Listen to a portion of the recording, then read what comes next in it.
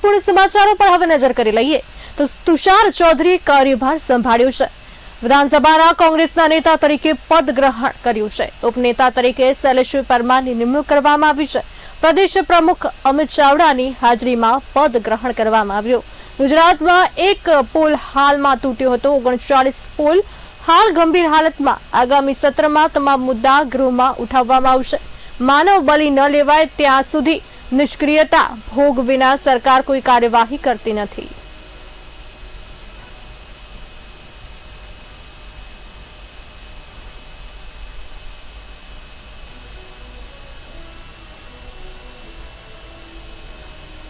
ગુજરાત વિધાનસભાના કોંગ્રેસ પક્ષના નેતા તરીકે ઓલ ઇન્ડિયા કોંગ્રેસ કમિટી દ્વારા મારી નિમણૂક કરવામાં આવી છે। ત્યારે આજે વિધિવત રીતે નેતાપદનો કાર્યભાર અને ઉપનેતા પદે શૈલેષભાઈ પરમાર અને અમારા સાથી ધારાસભ્યો અને અમારા પ્રદેશ પ્રમુખ શ્રી અમિતભાઈની હાજરીમાં આજે અમે આ કાર્યભાર સંભાળી રહ્યા છે। આવનારા દિવસોમાં વિધાનસભાનું સત્ર પણ આવી રહ્યું છે, ત્યારે સરકારની જે નિષ્ફળતાઓ છે, તમે આજે જાણો છો કે એક પુલ તૂટ્યો છે પણ 39 પુલ પડું થઈ રહ્યા છે। 97 જેટલા પુલ આજે બંધ કરી દેવામાં આવ્યા છે।